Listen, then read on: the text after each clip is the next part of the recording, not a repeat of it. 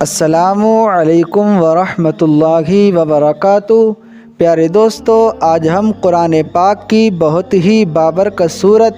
یعنی سورہ محمد کے بارے میں جانتے ہیں کہ اس کے پڑھنے کے کیا کیا فائدے ہیں۔ اگر آپ حضرات بھی چاہتے ہیں کہ آپ کی زندگی سے تمام پریشانیاں ختم ہو جائیں،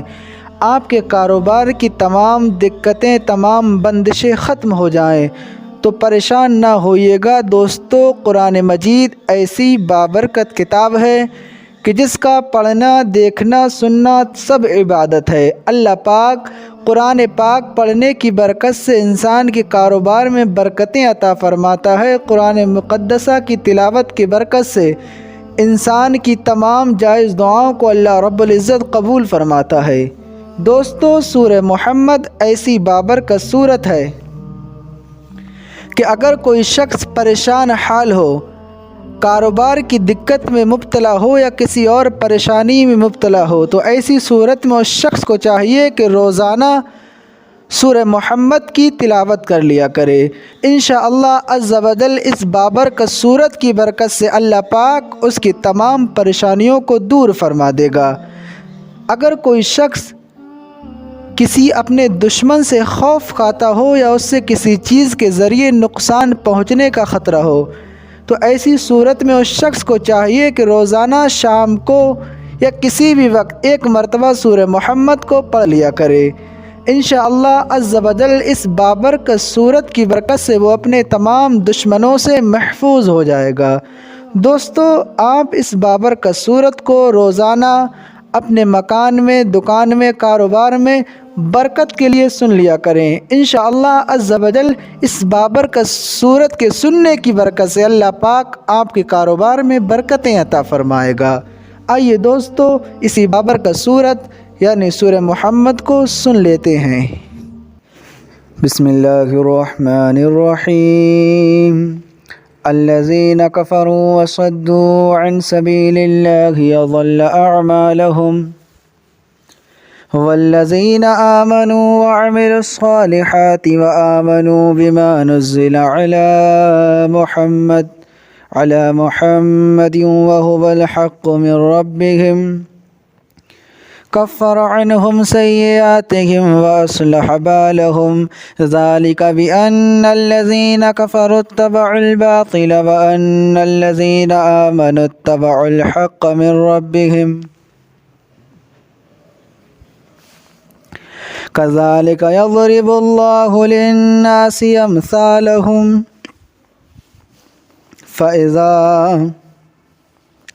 فإذا لقيتم الذين كفروا فضرب الرقاب حتى إذا أثخنتموهم فشدوا الوثاق فإما منا بعد وإما فداء حتى تضع الحرب أوزارها ذلك ولو يشاء الله لانتصر منهم ولكن ليبلو بعضكم ببعض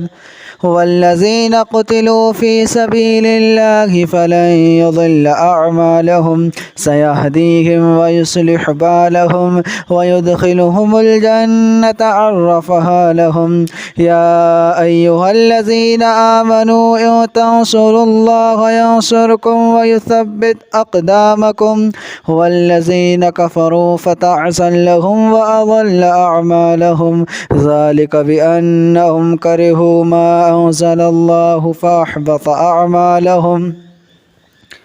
أفلم يسيروا في الأرض فينظروا كيف كان عاقبة الذين من قبلهم دمر الله عليهم وللكافرين أمثالها ذلك بأن الله مولى الذين آمنوا وأن الكافرين لا مولى لهم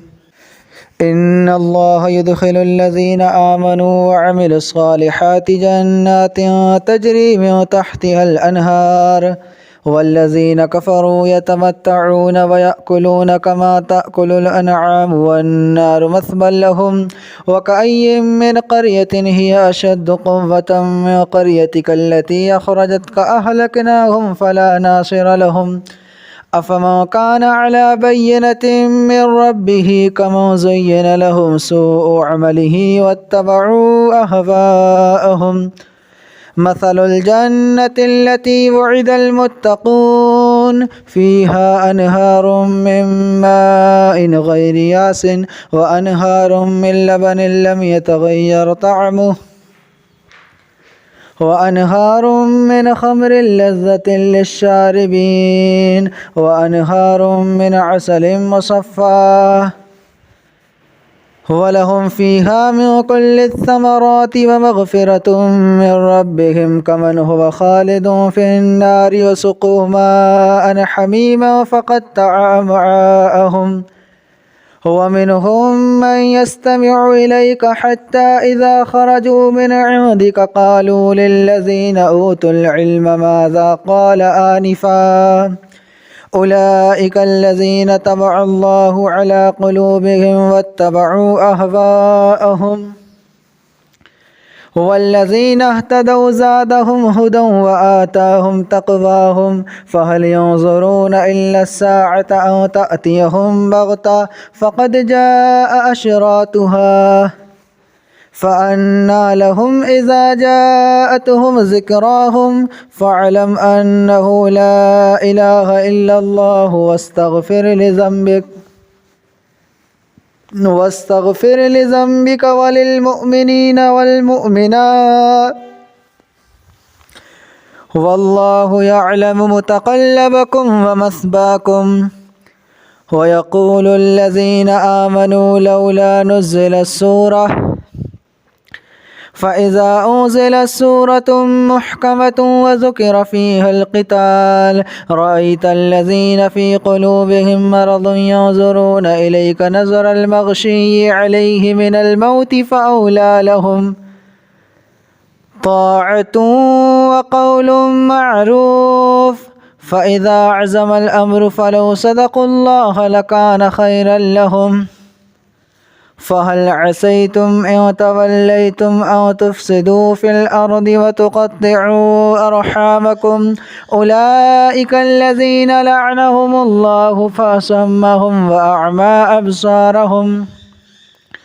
أفلا يتدبرون القرآن أم على قلوب أقفالها إن الذين ارتدوا على أدبارهم من بعد ما تبين لهم الهدى الشيطان سول لهم وأملى لهم ذلك بأنهم قالوا للذين كرهوا ما نزل الله سنطيعكم في بعض الأمر والله يعلم إسرارهم فكيف إذا توفتهم الملائكة يضربون وجوههم وأدبارهم ذلك بأنهم اتبعوا ما أسخط الله وكرهوا رضوانه فأحبط أعمالهم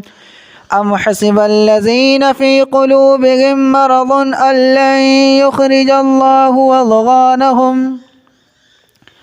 ولو نشاء لأريناكهم فلعرفتهم بسيماهم ولتعرفنهم في لحن القول والله يعلم أعمالكم ولنبلونكم حتى نعلم المجاهدين منكم والصابرين ونبلو أخباركم إن الذين كفروا وصدوا عن سبيل الله وشاقوا الرسول من بعد ما تبين لهم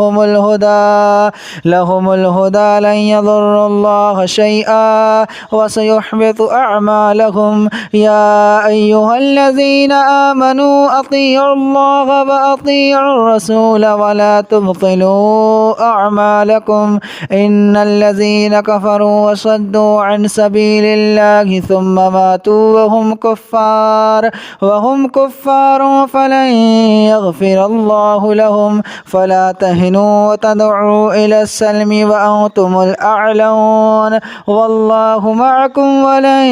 يترككم أعمالكم إنما الحياة الدنيا لعب ولهب وإن تؤمنوا وتتقوا يؤتكم أجوركم ولا يسألكم أموالكم إن يسألكموها فيحفكم تبخلوا ويخرج أضغانكم ها أنتم هؤلاء تدعون لتنفقوا في سبيل الله فمنكم من يبخل ومن يبخل فإنما يبخل عن نفسه والله الغني وأنتم الفقراء وإن تتولوا يستبدل قوما غيركم ثم لا يكونوا أمثالكم. بسم الله الرحمن الرحيم. الذين كفروا وصدوا عن سبيل الله يضل أعمالهم والذين آمنوا وعملوا الصالحات وآمنوا بما نزل على محمد وهو الحق من ربهم كفر عنهم سيئاتهم وأصلح بالهم ذلك بأن الذين كفروا اتبعوا الباطل وأن الذين آمنوا اتبعوا الحق من ربهم كذلك يضرب الله للناس أمثالهم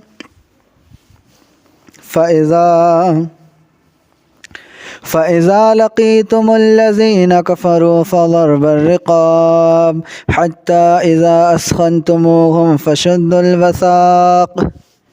فإما منا بعد وإما فداء حتى تضع الحرب أوزارها ذلك ولو يشاء الله لانتصر منهم ولكن ليبلو بعضكم ببعض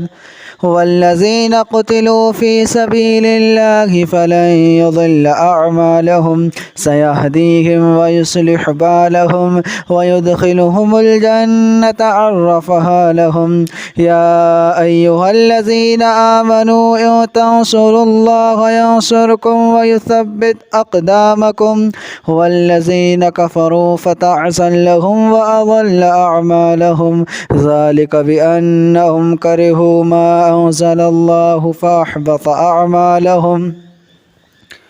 أفلم يسيروا في الأرض فينظروا كيف كان عاقبة الذين من قبلهم دمر الله عليهم وللكافرين أمثالها ذلك بأن الله مولى الذين آمنوا وأن الكافرين لا مولى لهم إن الله يدخل الذين آمنوا وعملوا الصالحات جنات تجري من تحتها الأنهار والذين كفروا يتمتعون ويأكلون كما تأكل الأنعام والنار مثوى لهم وكأي من قرية هي أشد قوة من قريتك التي أخرجتك أهلكناهم فلا ناصر لهم أفمن كان على بينة من ربه كمن زين لهم سوء عمله واتبعوا أهواءهم مثل الجنة التي وعد المتقون فيها أنهار من ماء غير ياس وأنهار من لبن لم يتغير طعمه وأنهار من خمر لذة للشاربين وأنهار من عسل مصفى ولهم فيها من كل الثمرات ومغفرة من ربهم كمن هو خالد في النار وسقوا ماء حميما فقطع أمعاءهم ومنهم من يستمع إليك حتى إذا خرجوا من عندك قالوا للذين أوتوا العلم ماذا قال آنفا أولئك الذين طبع الله على قلوبهم واتبعوا أهواءهم والذين اهتدوا زادهم هدى وآتاهم تقواهم فهل ينظرون إلا الساعة أن تأتيهم بغتة فقد جاء أشراطها فأنى لهم إذا جاءتهم ذكراهم فاعلم أنه لا إله إلا الله واستغفر لذنبك وللمؤمنين والمؤمنات والله يعلم متقلبكم ومثواكم. ويقول الذين آمنوا لولا نزلت سورة فإذا أنزلت سورة محكمة وذكر فيها القتال رأيت الذين في قلوبهم مرض ينظرون إليك نظر المغشي عليه من الموت فأولى لهم طاعة وقول معروف. فإذا عزم الأمر فلو صدقوا الله لكان خيرا لهم. فهل عسيتم إن توليتم أن تفسدوا في الأرض وتقطعوا أرحامكم أولئك الذين لعنهم الله فأصمهم وأعمى أبصارهم. أفلا يتدبرون القرآن أم على قلوب أقفالها إن الذين ارتدوا على أدبارهم من بعد ما تبين لهم الهدى الشيطان سول لهم وأملى لهم ذلك بأنهم قالوا للذين كرهوا ما نزل الله سنطيعكم في بعض الأمر والله يعلم إسرارهم. فكيف إذا توفتهم الملائكة يضربون وجوههم وأدبارهم ذلك بأنهم اتبعوا ما أسخط الله وكرهوا رضوانه فأحبط أعمالهم. أم حسب الذين في قلوبهم مرض أن لن يخرج الله أضغانهم ولو نشاء لأريناكهم فلعرفتهم بسيماهم ولتعرفنهم في لحن القول والله يعلم أعمالكم ولنبلونكم حتى نعلم المجاهدين منكم والصابرين ونبلو أخباركم. إن الذين كفروا وصدوا عن سبيل الله وشاقوا الرسول من بعد ما تبين لهم الهدى لن يضروا الله شيئا وسيحبط أعمالهم. يا أيها الذين آمنوا أطيعوا الله وأطيعوا الرسول ولا تبطلوا أعمالكم. إن الذين كفروا وصدوا عن سبيل الله ثم ماتوا وهم كفار فلن يغفر الله لهم. فلا تهنوا وتدعوا إلى السلم وأنتم الأعلون والله معكم ولن يترككم أعمالكم. إنما الحياة الدنيا لعب ولهب وإن تؤمنوا وتتقوا يؤتكم أجوركم ولا يسألكم أموالكم. إن يسألكموها فيحفكم تبخلوا ويخرج أضغانكم. ها أنتم هؤلاء تدعون لتنفقوا في سبيل الله فمنكم من يبخل ومن يبخل فإنما يبخل عن نفسه والله الغني وأنتم الفقراء. وإن تتولوا يستبدل قوما غيركم ثم لا يكونوا أمثالكم.